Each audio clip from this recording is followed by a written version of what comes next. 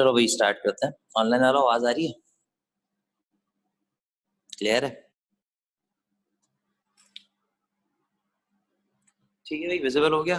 चलो अच्छा हाँ, तो यहाँ तक हम लोगों ने लास्ट वाली क्लास में जो है डिस्कस किया था, और ये वही न्यूमेरिकल था जिसको मैंने 4th सेकंड 5th सेकंड कहा था। ठीक है भाई, क्लियर बात है। अब इसके आगे से जो काम है वो स्टार्ट कर रहे हैं। अच्छा, आज का काम बहुत आसान है और किस तरह से होगा आए जरा इसके हवाले से बात करते हैं। तो चलो बच्चों, आज का जो टॉपिक है उसका नाम है न्यूटन्स लॉज ऑफ मोशन। ठीक है जी, तो आज सिर्फ और सिर्फ इसकी बात करनी है जिसका नाम है न्यूटन्स लॉज ऑफ मोशन। हाँ बेटा, क्लास अभी स्टार्ट की। अब न्यूटन के हम सब जानते हैं कि भाई कितने लॉज हैं? 3 लॉज हैं। ठीक है, एक जो है वो कहलाता है आपका फर्स्ट लॉ, उसके साथ फौरन ही बराबर में लिख देते हैं हमारे पास कौन सा बच्चों? Second law. और इसी के साथ साथ बराबर में आ जाएगा सबसे आसान लॉ जो आपको अब भी याद होगा, जिसका नाम होता है भाई क्या? आपका थर्ड लॉ। ठीक है, क्लियर है? अब देखो, ये first law, second law, third law obvious है, ये अब हमारे पास लिखने को नहीं आते, ये सब लिखने को नहीं आते। हाँ, होता क्या है, इनसे रिलेटेड कभी कभार कुछ एमसीक्यू आते हैं और साथ साथ इनसे रिलेटेड आपको क्या मिल जाएगी? एक छोटी सी डेरिवेशन मिल जाएगी। वो किस तरह से होगी उस पर बात करते हैं। तो अगर मैं तुम लोगों से बोलूं कि भाई तुम लोगों को फर्स्ट लॉ याद है, तो फर्स्ट लॉ को तुम लोगों को याद होना चाहिए। फर्स्ट लॉ को कहा करते थे लॉ ऑफ इनर्शिया। ठीक है भाई, और इस लॉ ऑफ इनर्शिया की अगर मैं स्टेटमेंट लिखूं तो उसकी स्टेटमेंट क्या होती थी भी? आओ जरा इसके हवाले से बात करते हैं। चलो यार, मैं इसको यहाँ पे लिखता हूँ, जरा कॉपी करना शुरू करो, क्योंकि इसकी स्टेटमेंट एज इट इज अभी भी फर्स्ट ईयर में एमसीक्यूज में आती हैं। अच्छा भाई, न्यूटन का फर्स्ट लॉ था क्या बच्चों आपके पास? Everybody continue its state of rest or motion in a straight line unless or until it is upon by a force। अच्छा भाई, अब ये वाली चीज जो है ना बेटा, बहुत ज्यादा इंपॉर्टेंट है। आवाज नहीं आ रही हुसैन? लीव करके दोबारा ज्वाइन करो बेटा, आवाज आ जाएगी। हमारे पास तो आवाज आ रही है बच्चों काफी। अच्छा भाई, अब ये वाली जो चीज है ना, जिसमें कहा ही जा रहा है कि भाई हर बॉडी जो है वो अपनी स्टेट को कंटिन्यू करती है। अगर वो रेस्ट पर है तो वो रेस्ट पे ही रहेगी, और अगर वो स्ट्रेट लाइन में मूव कर रही है तो वो मूव ही करती रहेगी जब तक उस बॉडी पर क्या ना लगे बच्चों? फोर्स ना लगे। ठीक बात है, क्लियर है? बॉडी पे क्या ना लगे? फोर्स ना लगे। अब फॉर एग्जाम्पल अगर मैं तुम लोगों से बोलूं, जरा मैं यहाँ पर भी, हाँ बेटा मैंने चैप्टर 2 अभी रोका है, 3 पे मैं स्टार्ट कर रहा हूँ मेरे बात। अच्छा जी, अब मैंने आपसे क्या कहा? फॉर एग्जांपल एक बॉडी है रुकी हुई है, जब तक मैं इसको अपने हाथ को मूव नहीं करूंगा या उस पर फोर्स नहीं लाऊंगा, ये मूव नहीं कर सकती। ऑब्वियसली बात है, इसका मतलब ये रेस्ट पर है, रेस्ट को मेंटेन कर रही है। जैसे ही मैंने फोर्स लगाई, ये फौरन आगे चली जाएगी। तो इसका मतलब फोर्स लगी तो इसने रेस्ट को मोशन में चेंज किया ना। आई बात समझ में?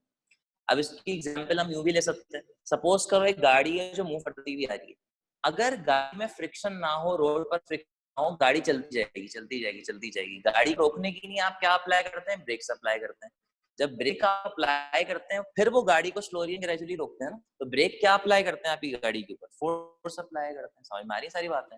तो इसका मतलब पता ही चलता है कि आपके पास जब भी किसी बॉडी को मूव करवाना हो या रेस्ट पे रखना हो, तो आप उसमें कुछ भी नहीं कर सकते। अगर वो रेस्ट पर है तो वो रेस्ट पे ही रहेगी, अगर वो मोशन में है तो वो मोशन में ही रहेगी, अनलेस और अनटिल आपने उस बॉडी पर क्या ना अप्लाई कर दी हो बेटा। इसको जरा मैं साफ करके लिख दूं, आपने उस पर क्या ना अप्लाई कर दी हो? फोर्स। ठीक है भाई? अच्छा, ये जो प्रॉपर्टी है ना बॉडी की, कि कोई बॉडी रेस्ट पर है तो वो रेस्ट पे ही रहती है, और कोई मूव कर रही है तो मूव भी करती रहती है, इसी प्रॉपर्टी को हम कहते थे बच्चों क्या? हमारा क्या कहते हैं भी पढ़ो, क्या लिखा हुआ है, इनर्शिया। ठीक है, इसी वजह से फर्स्ट लॉ ऑफ मोशन का एक और नाम भी होता है, सब जानते हैं, फर्स्ट लॉ ऑफ मोशन को एक और नाम से भी जानते हैं, जिसे हम कहते हैं भी क्या, हमारा लॉ ऑफ इनर्शिया। क्लियर भाई, ठीक बात है। चलो भाई जरा कॉपी कर लो उसको। सर मेरी अच्छा आपकी फर्स्ट क्लास, ठीक है। अच्छा भाई आवाज कट रही है क्या ऑनलाइन वालों, जरा बताओ, आवाज कट रही है क्या? अब्दुल्ला हमारा भी बेटा नेट का इशू है ना, नेट से मेरे पास कुछ भी ऐसा नहीं आ रहा। ठीक है ठीक है, चलो मैं उसको करीब कर लेता हूँ, शायद समझ में आए। अच्छा भाई, अब देखो जरा इस फर्स्ट लॉ को थोड़ा सा और डिटेल में पढ़ते हैं, तुम लोग कॉपी करते रहो। लेट सपोज मैं आपके सामने दो बॉडीज बनाता हूँ, जरा मुझे बताइएगा कि किसका इनर्शिया ज्यादा होगा। ये है एक बॉडी और ये है दूसरी बॉडी। ठीक है भाई, पहली बॉडी को मैं कह देता हूँ बॉडी ए, दूसरी बॉडी को मैं कह देता हूँ बॉडी बी। ठीक है जी। अब अगर मैं आपसे बोलूं खाली दो बॉडीज का साइज देखकर बताएं कि भाई किस बॉडी का इनर्शिया ज्यादा होगा, तो क्या आप कहते हैं किस बॉडी का इनर्शिया ज्यादा होगा, ए का या बी का? पहले तो एक बात दिमाग में बैठाओ, इनर्शिया होता है क्या? देखो होगा क्या, फॉर एग्जाम्पल जैसे मैंने आपसे कहा कि भाई हर बॉडी अपनी स्टेट को मेंटेन करना चाहती है। कोई रेस्ट पर है तो वो रेस्ट पे रहना चाहेगा, और कोई मूव कर रहा है तो वो मूव करना चाहेगा। अब रेस्ट पर है तो रेस्ट पे रहना चाहता है, मूव कर रहा है तो मूव करना चाहता है। ये किस पे डिपेंड करता है? इसकी बड़ी सिंपल सी एग्जाम्पल है ये चेयर। ये चेयर इस वक्त रुकी हुई है, ये रेस्ट पर है। अगर मैं इसको अपने हाथ पकड़ के खींचूं तो ये बड़ी आराम से मूव कर जाएगी, मसला ही नहीं होगा। लेकिन अगर फॉर एग्जाम्पल इस चेयर के ऊपर मैंने 100 किलो वजन रख दिया, किसी भी चीज का वजन रख दिया, मैंने फिर अपने हाथ से खींचा, तो अब मुझे थोड़ी मुश्किल होगी ना। मूव तो तब भी करेगी, मैं ज्यादा फोर्स लगा दूंगा, मूव तो तब भी कर जाएगी, लेकिन पहले के लिहाज से अब मुझे थोड़ी ज्यादा फोर्स लगानी पड़ेगी, थोड़ी ज्यादा मुश्किल होगी। इसका मतलब अब इसने अपनी स्टेट को चेंज करने में थोड़ी सी रुकावट दिखाई, थोड़ी रेजिस्टेंस दी। क्यों? क्या ये चेयर बदल गई है? नहीं, क्या बदल गया, इसका मास बदल गया। पहले ये खाली चेयर थी, अब ये चेयर के साथ 100 किलो का मास है। आई बात समझ में? तो पता ही चला, जैसे कुछ बच्चों ने मेरे हाल से बताया भी है कि भाई फॉर एग्जाम्पल अगर हमें इनर्शिया का पता लगाना हो बच्चों, तो इनर्शिया का पता लगाने के लिए आपको सिर्फ एक काम करना है, बॉडी का मास कम है तो उसका इनर्शिया भी क्या होगा, कम। और बॉडी का मास ज्यादा है तो उसका इनर्शिया भी क्या होगा, कम होगा या ज्यादा होगा? तो नई सारी बात है। तो अब अगर मैं तुम लोगों से बोलूं कि भाई ए का इनर्शिया ज्यादा होगा या बी का, तो आप ऑटोमेटिकली कह सकते हैं कि सर इनर्शिया ऑफ बॉडी बी ज्यादा होगा किससे बच्चों, इनर्शिया ऑफ बॉडी ए से। कोई डाउट तो नहीं है इसमें, क्लियर बात है। चलो भाई कॉपी कर लो जरा इसको। तो यहां तक पूरी तरीके से हमारे पास जो बात है वो हो जाती है किसकी, हाँ भाई किसकी बात हो जाती है, फर्स्ट लॉ की। ठीक है सर, अब आवाज बहुत कट रही है, कुछ समझ नहीं आ रहा। चलो यार सब कुछ करते हैं, रुक जाओ, मैं इसको डेटा पे कन्वर्ट करता हूँ। चलो भाई खैर, जब तक जरा सेकंड लॉ की स्टेटमेंट लिखते हैं, फिर इनकी आवाज का मसला सॉल्व करते हैं। अच्छा भाई सेकंड लॉ आपके पास क्या है? सेकंड लॉ को हम कहते हैं लॉ ऑफ फोर्स। जरा इसकी स्टेटमेंट में जल्दी से कॉपी करता हूँ, तुम लोग भी कॉपी करना है, मैं इसका जरा नेट कन्वर्ट करता हूँ।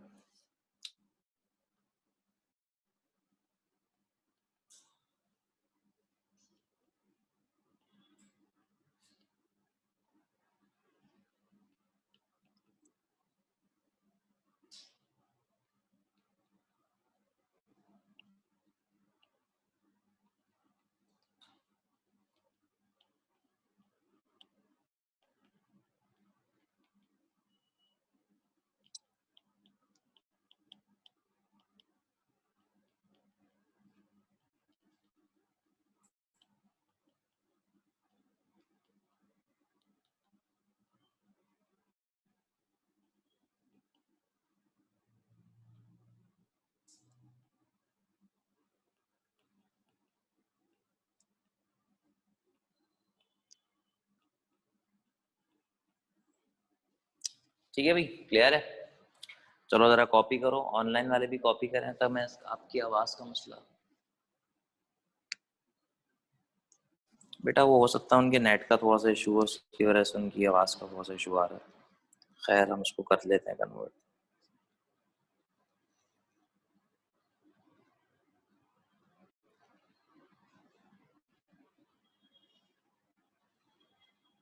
हाँ भाई स्टेटमेंट कॉपी कर ली। एक सेकंड के लिए मुझे स्क्रीन हटाना पड़ेगा, जरा मैं नेट कन्वर्ट कर लूँ।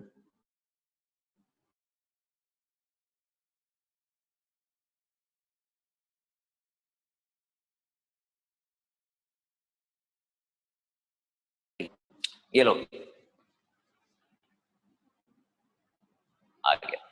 चलो भैया मैं नेट कन्वर्ट कर दिया, अब देख लो आवाज का इशू आ रहा है नहीं आ रहा। अगर अब भी आ रहा है तो उसका मतलब तुम लोगों की तरफ से नेट कर रहा है। हाँ भाई, अब जरा सेकंड लॉ पढ़ो, क्या लिखा हुआ है। सेकंड लॉ का एक खास नाम है बच्चों से, क्या कहते हैं, लॉ ऑफ फोर्स।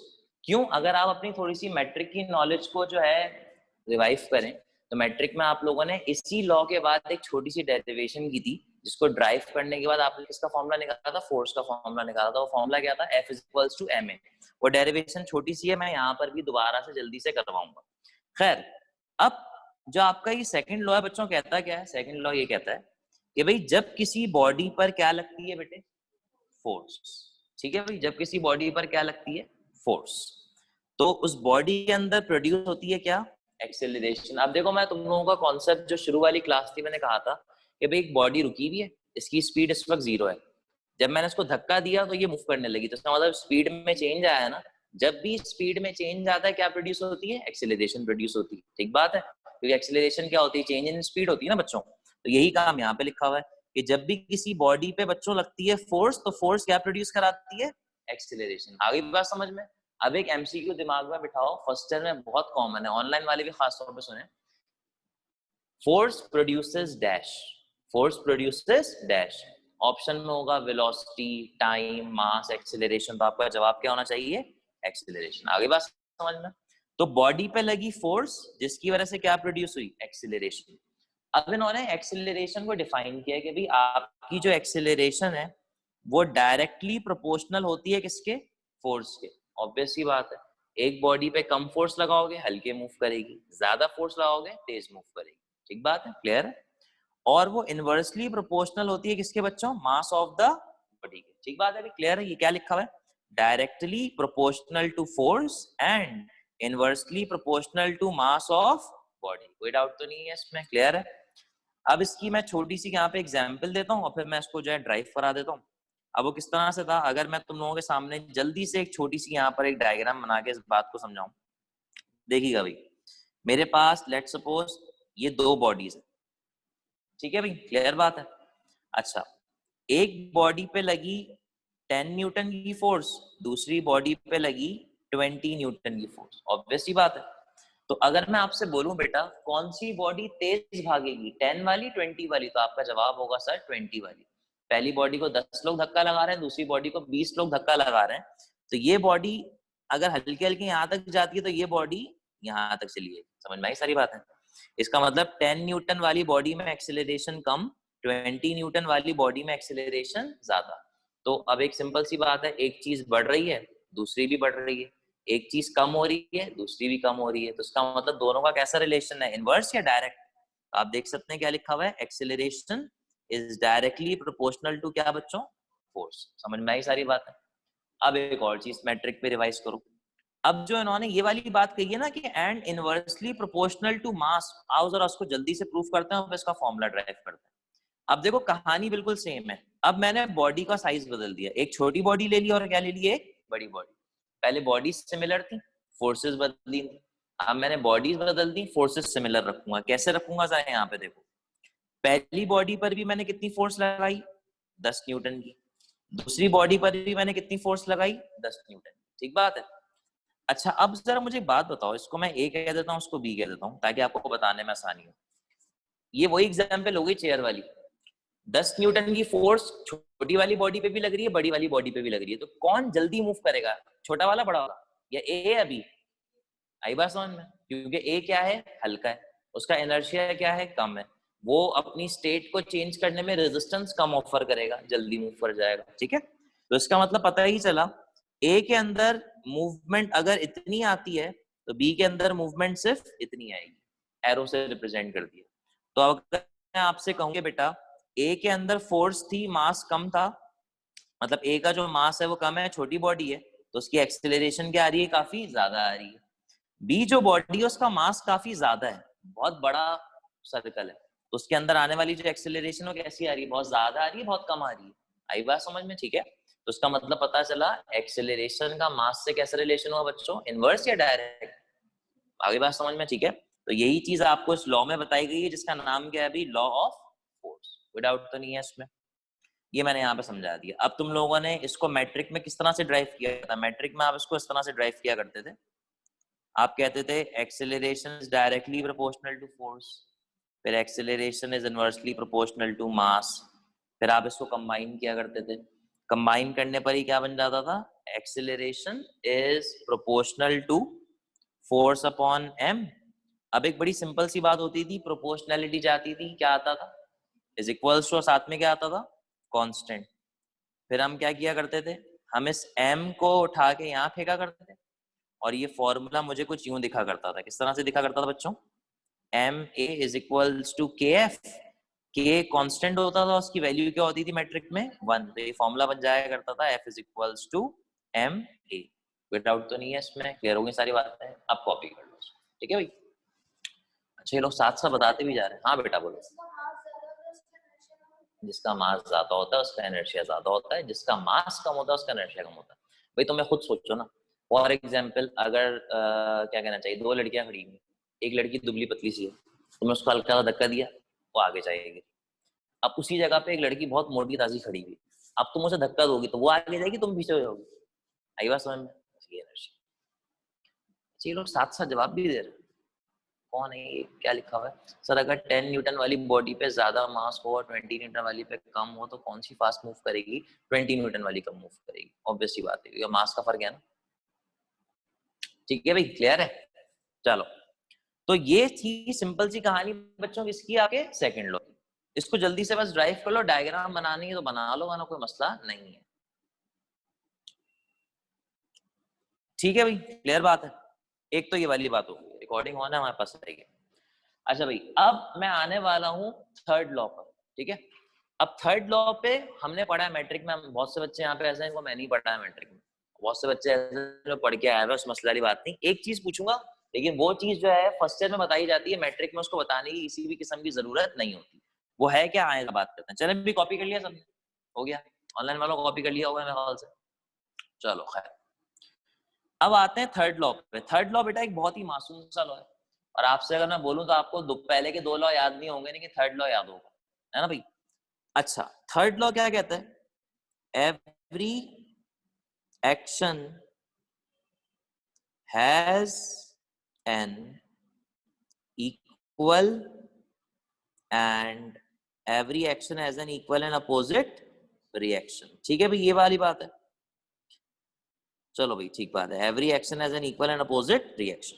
अच्छा, यहां पर एक्शन और रिएक्शन से क्या मुराद है, फोर्स। ठीक बात है, क्लियर है। अब जरा इस बात को समझना कि भाई किस तरह हो रहा है, एवरीबॉडी लिख भी दिया बच्चे। चलो, अब एक बात बताओ, एक्शन का हर वक्त आपको क्या मिलेगा, रिएक्शन मिलेगा। ठीक बात है। अब जरा सुनना, एक्शन रिएक्शन होता है क्या, और जरा मैं तुम लोगों को डायग्राम बना के दिखाया था यहाँ पे, ताकि बात सब जल्दी समझ में आएगी। भाई ये दीवार है, ठीक है, ये दीवार जो है बच्चों क्या है, एक बॉडी है, एक बॉडी है। ये मेरे पास एक बॉल आ गई, ठीक बात है। सिंपल सी एग्जांपल है, बचपन में दी जाती थी।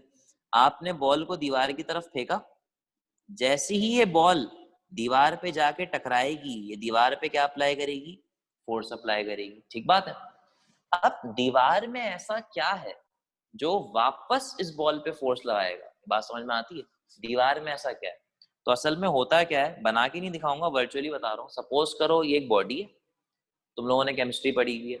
बॉडी किससे मिलके बनती है, मॉलिक्यूल से या एटम से? ऐसी होता है, मॉलिक्यूल्स या एटम सॉलिड में ऐसे घूम रहे होते हैं, जुड़े हुए होते हैं आपस में, बॉन्डिंग होती है ना। अब होता है क्या है, जो बॉन्ड होता है ना, वो स्प्रिंग की तरह से बिहेव करता है। जो बॉन्ड होता है वो किसकी तरह से बिहेव करता है, स्प्रिंग की तरह से बिहेव करता है। आप जब भी किसी सॉलिड चीज को उठाएं, अगर आप उसको बहुत जोर से दबाएं तो आप कह सकते हो हल्की सी दबती है, और जैसे ही आप अपनी फोर्स हटाते हैं वो वापस आ जाती है। ऐसा होता है ना।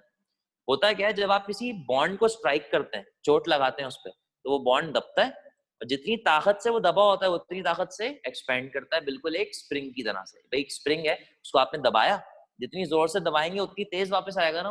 आई बात समझ में? यही काम कोई सॉलिड बॉडी करती है। तो इस दीवार में ऐसा क्या है कि जब मैं बॉल फेंकता हूँ तो बॉल जाके लगती है, टकरा के फिर वापस आती है। असल में होता है क्या है, जो दीवार होती है ना, उसके अंदर जो मॉलिक्यूल्स होते हैं वो कंप्रेस होके एक्सपेंड करते हैं, और वही जब एक्सपेंड करते हैं तो वो आपकी बॉडी को क्या देते हैं, क्या देते हैं, रिएक्शन देते हैं। अब क्या ये सिर्फ दीवार के साथ होता है? नहीं, ये हर बॉडी के साथ होता है। जितने भी मैटर्स हैं उन सब के अंदर बॉन्ड्स पाए जाते हैं, उन सब के अंदर एटम्स पाए जाते हैं। तो जब भी आप उस एटम पे फोर्स लगाएंगे तो वो एटम कंप्रेस होकर एक्सपेंड होगा और वो आप पर दोबारा से क्या करेगा, उल्टी फोर्स अप्लाई करेगा। इसी पूरे प्रोसीजर को न्यूटन को देखते हुए न्यूटन ने एक लॉ बनाया। उन्होंने कहा कि भाई जब आप किसी बॉडी पे फोर्स लगाओगे तो आप पर भी क्या लगेगी, फोर्स ही लगेगी। शर्त यह है वो फोर्स आपकी फोर्स के बराबर होगी, लेकिन उसकी डायरेक्शन क्या होगी, अपोजिट होगी। इसका मतलब अगर मैं इस बात को जरा क्लियर करूं, जब ये बॉल दीवार से टकराई तो इसने दीवार पे क्या अप्लाई की, फोर्स। दीवार के मॉलिक्यूल्स कंप्रेस हुए होंगे और फिर एक्सपेंड हुए होंगे। तो दीवार ने इतनी ही फोर्स इस बॉल पे अप्लाई की होगी जिसकी वजह से ये बॉल रिबाउंड होके जहां से गई थी वहीं पर वापस आ गई। आई बात समझ में? ठीक बात है, क्लियर है, कोई डाउट तो नहीं है इसमें, क्लियर होती है सारी बातें। इसी चीज को न्यूटन ने देखा और न्यूटन ने कहा कि भाई दुनिया में हर चीज का आपको एक्शन का रिएक्शन मिलता है। अब जैसे मैट्रिक में मैं समझाया करता था, मैं बच्चों से कहा करता था कि भाई फॉर एग्जाम्पल, हाँ गन का ट्रिगर जो भी कहा जाता है, फॉर एग्जाम्पल आपकी लड़ाई हो गई किसी से, आपने किसी को एक थप्पड़ मारा एक्शन के तौर पे, उसने भी आपको एक थप्पड़ मार दिया रिएक्शन के तौर पे। आई बात समझ में? एक्शन का रिएक्शन, ठीक बात है। तो वही काम यहाँ पे होता है। ये हो गई मैट्रिक खत्म। अब एक सवाल, अगर मैं आपसे बोलूं, ऑनलाइन वाले भी जवाब दे सकते हैं लेकिन उनको टाइप करने में टाइम लगेगा, लेकिन फिर भी दे दीजिएगा। हाँ तो सीमेंट है तो उससे भी कोई फर्क नहीं पड़ता, सीमेंट में भी सारे काम चलते हैं। अच्छा जी, अगर मैं आपसे बोलूं कि बेटा मैंने दीवार पे बॉल फेंकी, वो बॉल गई टकरा के बाउंस बैक होके वापस आ गई, मैंने किया एक्शन, दीवार ने क्या किया, उसका रिएक्शन। मैंने लगाई 10 न्यूटन की फोर्स, दीवार ने लगाई 10 न्यूटन की फोर्स, बॉल गई टकरा के ठक करके वापस आ गई, कोई परेशानी तो नहीं है, ऐसे ही। अच्छा, अगर मैं एक पेपर की बॉल बनाऊं, पेपर की बॉल बनाऊं और उसको दीवार की तरफ फेंकूं, जाएगी, टकराएगी, टकरा के क्या वापस आएगी, टकरा के गिर जाएगी लेकिन वापस नहीं आएगी। क्यों? हाँ भी ऑनलाइन वाले भी जवाब देते। उसका मास उतना नहीं है, लेकिन लॉ तो ये कहता है कि हर एक्शन का रिएक्शन मिलता है। तो जितना भाई बॉल के, उस पेपर की बॉल के अंदर जो एक्शन आ रहा है वो बॉल की वजह से आ रहा है, मेरे हाथ की वजह से आ रहा है। तो मैंने अपने हाथ से 10 न्यूटन की फोर्स से उस बॉल को भी फेंका था, उस पेपर बॉल को भी फेंका, तो उस पेपर बॉल के अंदर भी 10 न्यूटन की फोर्स है, तो उसको जाकर टकरा के वापस आना चाहिए था, लेकिन फिर भी वो वापस नहीं आई। इसकी दो वजूहात है।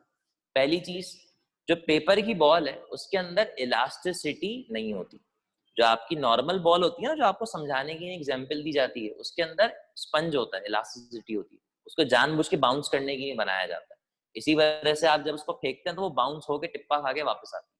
पत्थर को फेंकेंगे तो वापस नहीं आएगा, एक पेपर की बॉल को फेंकेंगे तो वापस नहीं आएगी। ये बात समझ में आ रही? ठीक है। अगर उन्होंने कहा कि सर मास कम है उसका, तो अगर मैं उसकी जगह पत्थर भी फेंक दूं तो क्या पत्थर वापस आएगा? वो भी टकरा के वहीं पे गिरेगा जैसे पेपर बॉल गिरी। सही बात है। तो असल में एक रीजन ये होता है, बॉल बाउंस हो सकती है तभी वो वापस आती है। तो सर क्या ये वाला जो लॉ है, थर्ड लॉ, क्या ये सिर्फ ऐसी बॉडीज पर एग्जिस्ट करता है जिनके अंदर बाउंस होने की सलाहियत? तो नहीं, ऐसा बॉडी पे एग्जिस्ट नहीं करता। न्यूटन का लॉ यूनिवर्सली वेरीफाइड है। न्यूटन का लॉ हर बॉल पे, हर चीज पे एग्जिस्ट करता है। इवन कि अगर मैं इंसान को भी फेंकूं तो उसका एक्शन जब दीवार पे लगेगा तो दीवार उसे क्या देगी, रिएक्शन। लेकिन क्या वो बेचारा बाउंस बैक होकर वापस आएगा, वहीं पे गिर जाएगा? तो क्या उसको रिएक्शन नहीं मिला? नहीं, उसे रिएक्शन मिला। मसला क्या है? मसला ये है, हम ये पूरा एक्सपेरिमेंट परफॉर्म करते हैं रियल लाइफ में। रियल लाइफ में हर जगह पे क्या मौजूद है? एयर मौजूद है। क्या मौजूद है? एयर रेजिस्टेंस होती है। एयर रेजिस्टेंस पता है आपको क्या होती है? भाई अगर फॉर एग्जांपल आप गाड़ी में जा रहे हैं, आपने शीशा खोला, मुंह बाहर निकाला, गाड़ी बहुत तेज चल रही है, आंखों पे हवा लगती है। अभी सर्दियां आ रही हैं, अभी देखोगे तुम लोग, हवा लगेगी, आंखों से पानी आना स्टार्ट हो जाता है। क्यों? क्योंकि जब एयर आपकी आंखों पे टकराती है तो वो क्या क्रिएट करती है? फ्रिक्शन क्रिएट करती है। समझ में आ रही है सारी बातें? तो न्यूटन ने जब ये चीज देखी, न्यूटन ने लॉ बता दिया। फिर कुछ लोगों ने कहा कि आपके पास, अभी बताता हूँ बेटा, जरा मैं एक्सप्लेनेशन कंप्लीट कर लूं। न्यूटन ने कहा कि भाई जब न्यूटन के पास मसला है ना कि भाई आपकी बॉल तो बाउंस बैक होती है लेकिन किसी और चीज को फेंकें तो वापस नहीं आती, तो फिर न्यूटन ने इस लॉ पे और रिसर्च की और न्यूटन ने एक बड़ा सिंपल सा वर्ड ऐड किया। वो वर्ड क्या था भाई? everybody has an equal, everybody has an every action has an equal and opposite reaction। आगे पढ़ेंगे, लिखा हुआ है in n, पढ़ोगे क्या लिखा हुआ है? Isolated system. हाँ भाई याद आ गया आइसोलेटेड सिस्टम क्या होता है? आइसोलेटेड सिस्टम वो सिस्टम होता है जिसके अंदर किसी भी किस्म की एयर फ्रिक्शन एग्जिस्ट नहीं करती। आई बात समझ में? अब देखो उसको विजुअलाइज करना मुश्किल है, तुम लोग कभी भी विजुअलाइज नहीं कर सकते। आप विजुअलाइज उस चीज को करते हैं जो आपने कभी हुआ हुआ देखा हो। अब आपने कभी जिंदगी में कोई ऐसी जगह देखी नहीं है जहाँ पे हवा ना हो, लेकिन अगर इस कमरे से हवा हटा दी जाए और फिर एक पेपर बॉल को भी दीवार की तरफ फेंका जाए तो वो जाएगी, बाउंस बैक होके वैसे ही वापस आएगी जैसे कौन वापस आता था, स्पंज वाली बॉल आती थी। लेकिन ये सब करने की नहीं, आपको एयर को हटाना पड़ेगा। तो न्यूटन के लॉस हर जगह पे काम करते हैं। शर्त यह है कि न्यूटन का लॉ अप्लाई करने के लिए सिस्टम कैसा होना चाहिए बच्चों? आइसोलेट क्या सिस्टम होता है? इसके अंदर फ्रिक्शन होती है या जीरो होती है? एयर होती है या जीरो होती है? वो सारी चीजें जो आपका काम खराब करती हैं आइसोलेट के अंदर एग्जिस्ट नहीं करती। लेकिन ऑब्वियस सी बात है आइसोलेटेड रियल लाइफ में एग्जिस्ट नहीं करता। ये फर्जी पढ़ाने की नहीं तो है, लेकिन असल में एग्जिस्ट नहीं करता। क्लियर हो गई सारी बातें? ठीक है भाई। तो एक तो ये चीज है। तो इसी बात को साबित करके न्यूटन ने कहा कि भाई नेचर के अंदर हमेशा फोर्सेस पेयर में एग्जिस्ट करती हैं। हमेशा किस में एग्जिस्ट करती हैं? पेयर में एग्जिस्ट करती हैं। तो हम यहाँ पे लिख सकते हैं फोर्सेस एग्जिस्ट इन क्या बच्चों? Forces exist in pair. और पेयर आप जानते हैं किसका होगा? एक्शन का और रिएक्शन का। ठीक बात है भाई। आप जब भी किसी चीज को उठाते हैं आपको हाथ पे वजन फील होता है ना? क्यों? क्योंकि आप लगा रहे होते हैं एक्शन और आपको क्या मिल रहा होता है? उसका रिएक्शन। दुनिया में कुछ भी कर लें, अगर आपने फोर्स लगाई है तो आपको क्या मिलेगा? उसका रिएक्शन मिलेगा। इवन के पानी की सरफेस है, पानी की सरफेस पे थप करके हाथ मारो, पानी में चलता है, हाथ पे चोट फील होती है। आई बात समझ में? क्यों? क्योंकि पानी की सरफेस भी आपको क्या देती है? रिएक्शन देती है। याद रहेंगी सारी बातें? ठीक है भाई, क्लियर है? चलो अब जरा एक बात बताओ, ये दो बॉडीज हैं। इस बॉडी को मैंने नाम दे दिया बॉडी ए का, और इस बॉडी के साथ बच्चों एक और बॉडी बराबर में रखी है, इसको नाम दे दिया बच्चों मैंने किसका? बॉडी बी का। ठीक है भाई, क्लियर है? जरा इसको बनाओ, पहले कॉपी करो, बात करते हैं। अच्छा अभी बच्चे को सवाल पूछ रहे हैं, जरा मैं इनके सवाल देख लूं। हाँ, मास कम होता है, जैसे बॉडी उठा के फेंकेंगे तो वापस नहीं आएगी, दीवार के हेड पर रिएक्शन दिखेगा। हाँ, रिएक्शन उसकी दिखेगा। ख्वाजा सवाल क्या था बेटा? मुझे सवाल नहीं मिला, दोबारा भेज देना। ऐसी की तैसी आती है। एफबी ग्रुप पर मेरी रिक्वेस्ट भी, अच्छा भी एक्सेप्ट कर लेंगे। वैक्यूम नहीं होती सर, रिपीट कर दें। हाँ, तो स्पंज बॉल के अंदर यही तो होता है। जब आप स्पंज बॉल को फेंकते हैं तो आपने हल्का सा भी फेंका हो तो उसका जो स्पंजीनेस है उसका एक्शन को, रिएक्शन को इंक्रीज कर देती है। लेकिन जो नॉर्मल बॉडीज हैं, जो सॉलिड बॉडीज हैं, उनके अंदर ये वाली कहानी नहीं होती। उनके अंदर आपको ये सब चीजें नहीं मिलती। नहीं, अगर एयर रूम वाले में बात कर, हाँ तो एयर में तो उसका मसला नहीं, एयर रेजिस्टेंस उसको हल्की स्लो डाउन करती है।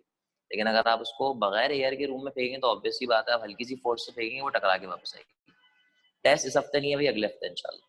इस हफ्ते मैथ्स का टेस्ट है, इसकी वजह से वो क्लैश कर रहा है, तो मैंने फिर उसको अगले हफ्ते पे शिफ्ट कर दिया। खैर यहाँ पे देखो, अच्छा भाई ये दो बॉडीज हैं, एक है बॉडी ए, दूसरी है बॉडी बी। फॉर एग्जाम्पल मैंने बॉडी ए पर क्या अप्लाई की बच्चों? फोर्स अप्लाई की। ठीक है, इसको मैं कह देता हूं एफ ए, कोई डाउट तो नहीं है इसमें? तो ये बॉडी ए बी पर क्या अप्लाई करेगी? यही फोर्स अप्लाई करेगी, और ये फोर्स क्या कहलाएगी? F A. ये लगा एक्शन किस पर? बी पर। बी क्या देगा इसको? रिएक्शन। और वो जो रिएक्शन होगा वो होगा तो ए के बराबर, लेकिन उसकी डायरेक्शन क्या होगी? अपोजिट। यानी कि अगर ए ईस्ट की तरफ है तो बी का रिएक्शन कहां पे होगा? वेस्ट की तरफ। और इसको मैं क्या कह सकता हूं? उसको मैं कह सकता हूं एफ बी। आई बात समझ में? ठीक है, बन रहा है ना वहां पे? सही है भाई, क्लियर हो गई सारी बातें? ठीक है भाई, क्लियर हो गई सारी बातें? तो ये था एक्शन, फिर क्या मिला बच्चों? उसका रिएक्शन। अब एक बहुत इंपॉर्टेंट बात, ये सवाल मैं आपसे पूछता हूं, ऑनलाइन वाले ही बताइएगा, क्या एक्शन और रिएक्शन पेयर में एग्जिस्ट करते हैं? तो जवाब है हाँ सर, एक्शन और रिएक्शन पेयर में एग्जिस्ट करते हैं। अगला सवाल, क्या एक्शन और रिएक्शन एक बॉडी में एग्जिस्ट करते हैं या दो बॉडीज में एग्जिस्ट करते हैं? मतलब फॉर एग्जाम्पल ये बॉडी है, ये फॉर एग्जाम्पल ये बॉडी है, ठीक है भाई, इस पे लगा एक्शन, तो रिएक्शन इसी बॉडी पे आएगा या दूसरी बॉडी से आएगा? यानी कि आसान से अल्फाजों में, क्या एक्शन और रिएक्शन एक बॉडी में एग्जिस्ट कर सकता है या इसको एग्जिस्ट करवाने के लिए मिनिमम दो बॉडी सही होती है? सोचो, एक या दो? हाँ भाई ऑनलाइन वालों बताओ। कुछ लोग कह रहे हैं एक, कुछ लोग कह रहे हैं दो। हाँ ख्वाजा सही है, वो अगले हफ्ते दिन इंशाल्लाह तुम्हारी क्लास यहाँ पे होगी तो एक लिंक बन जाएगा। आज तुम्हारी पहली क्लास है ऑनलाइन, तो मसला हो रहा है एक दो एक दो एक दो। चलो भाई सुनो, सिंपल है। बॉल, दीवार, दीवार एक बॉडी, बॉल दूसरी बॉडी। बॉल गई, अगर दीवार हटा दूं तो बॉल तो जाती रहेगी ना, तो बॉल का एक्शन ट्रांसफर ही नहीं होगा। उसका एक्शन लगा और फिर दीवार ने क्या दिया उसे, रिएक्शन, तब वो वापस आई। तो इसका मतलब एक्शन और रिएक्शन सुनने में तो पेयर की तरह से लगते हैं, लेकिन एक्शन और रिएक्शन कभी भी एक बॉडी में एग्जिस्ट नहीं करते। तभी मैंने डायग्राम बनाई, आप देखें ए बी पर फोर्स लगा रहा है, अगर बी ना होता तो क्या बी का रिएक्शन मिलता, नहीं मिलता। इसका मतलब ये बहुत इंपॉर्टेंट पॉइंट है और ये लिख लो अपने पास, क्योंकि जब आगे चल के पूछा जाएगा तुम लोग परेशान होते हो उसमें।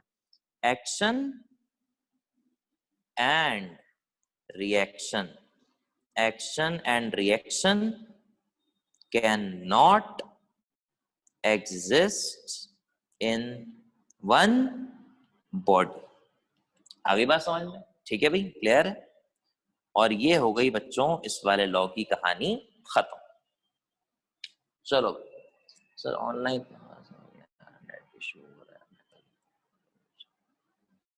हाँ आ जाओ, देखो मसला नहीं है, एडमिन से बात करके आ जाओगा। नेट का इशू चल रहा है तो कॉल कर लो, तो फॉर्म तो तुमने जमा कराया हुआ था ना बुल्ला, देख लो, आ जाओ, मुझे कोई परेशानी नहीं।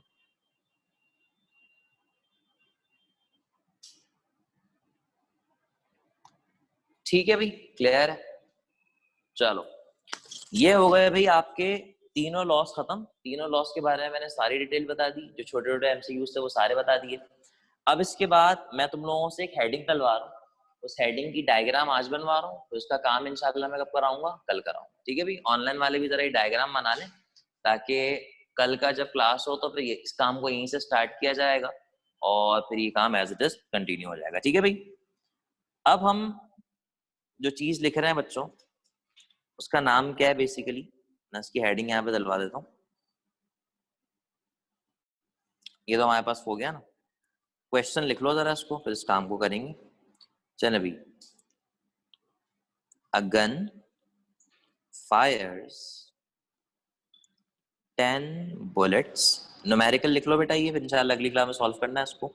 A gun fire 10 bullets, each of mass 100 grams, each of mass 100 grams with a speed of 200 meter per second in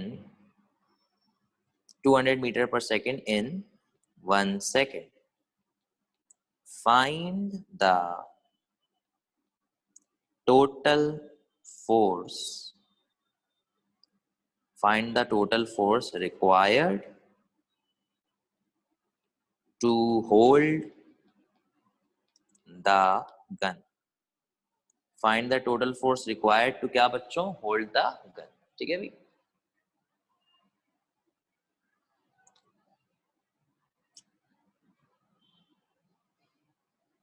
ठीक है भाई, पक्की हो गई सारी बातें।